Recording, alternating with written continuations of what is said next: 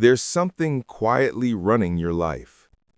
It makes your choices, decides your reactions, even shapes the people you attract. It's invisible, silent, and ancient.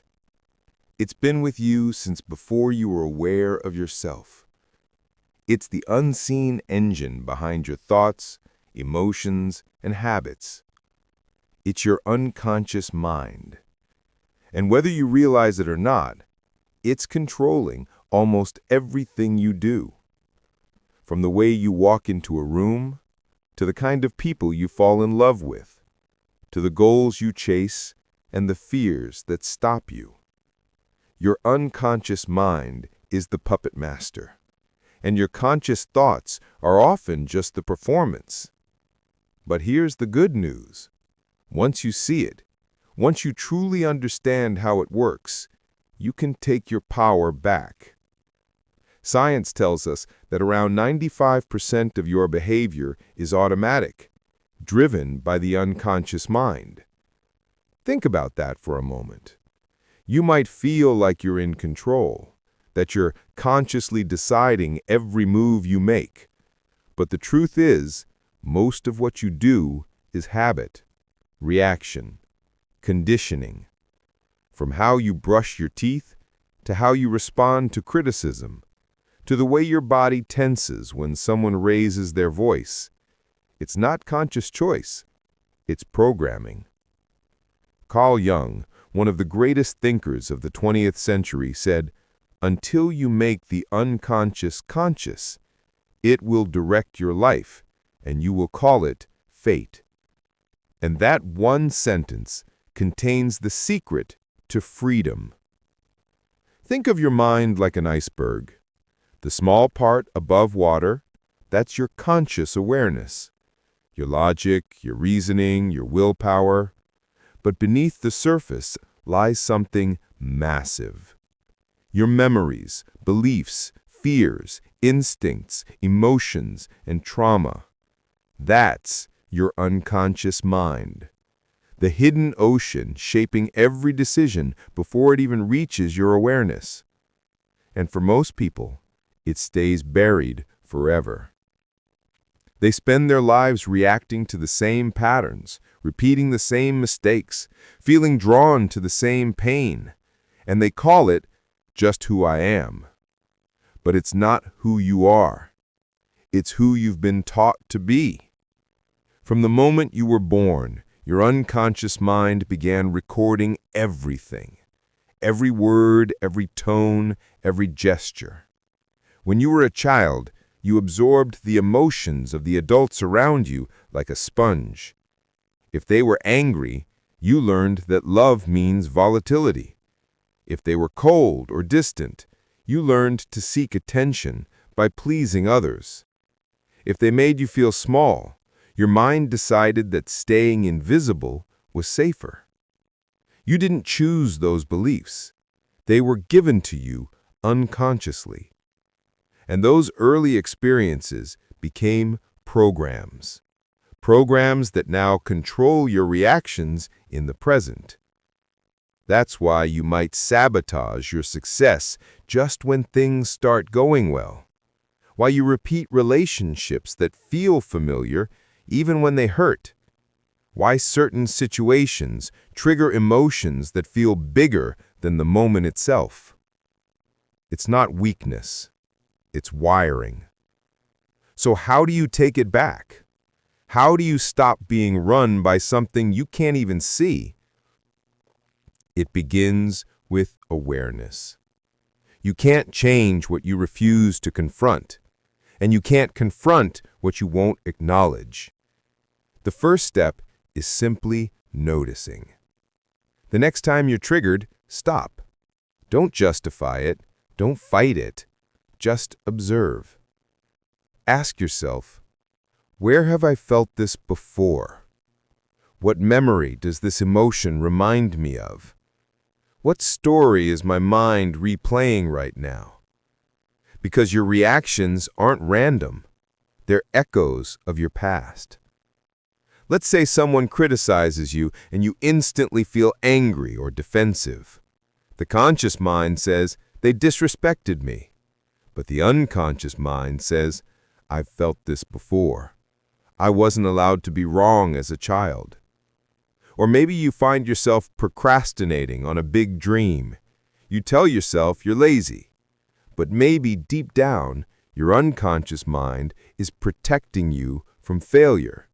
Because at some point, you learned that failure meant rejection.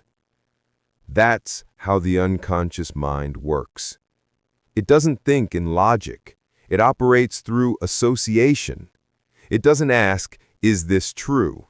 It asks, is this familiar? And it will always choose what's familiar, even if it's painful. That's why change is so difficult. It's not that you lack willpower. It's that your unconscious mind is loyal to its patterns. It believes it's keeping you safe. It learned what safety meant a long time ago, and it's been repeating it ever since. So when you try to grow, evolve, or step out of your comfort zone, your unconscious mind fights back.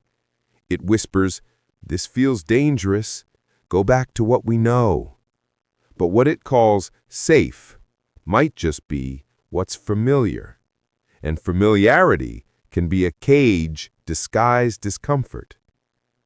Taking your power back means teaching your unconscious mind something new. It means reprogramming the software, one thought, one action, one pattern at a time. And it begins in stillness. Silence is the language your unconscious mind understands best. Because when the noise fades, you start to hear it. The hidden beliefs that run beneath your thoughts.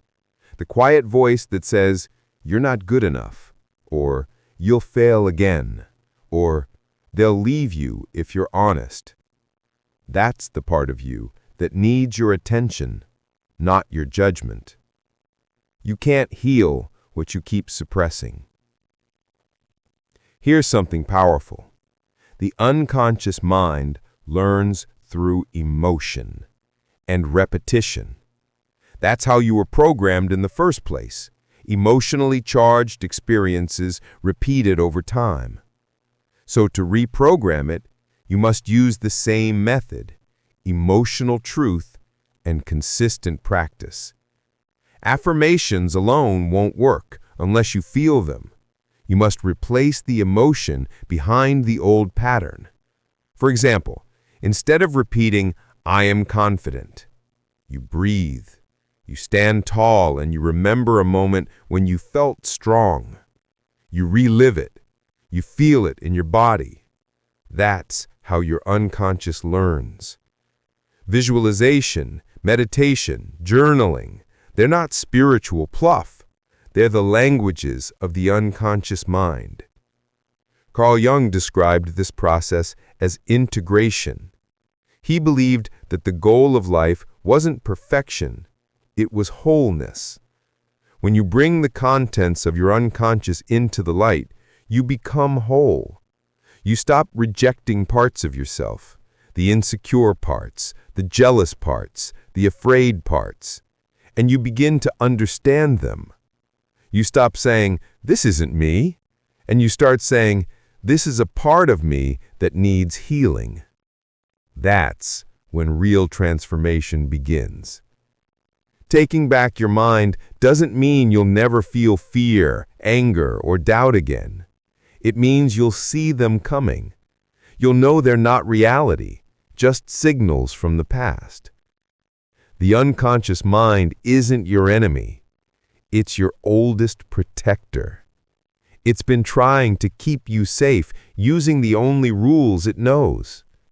When you reprogram it, you're not fighting against yourself. You're teaching yourself a new way to live. So, how do you start taking it back? Begin small. Each day, take moments of awareness. When you react, ask, "What's this teaching me about my past?" When you feel resistance, ask, "What's my unconscious trying to protect me from?" When you notice fear, ask, Is this danger or discomfort? Those questions break the loop. Every time you choose awareness over autopilot, your unconscious mind learns a new rule, that you're in control now. And here's the most beautiful part. Once you begin to reprogram your unconscious mind, your outer world changes automatically. You stop attracting chaos because chaos no longer feels familiar. You stop chasing love that hurts because your new standard is peace. You stop repeating your old life because you no longer need the lessons it held. That's the magic of inner work.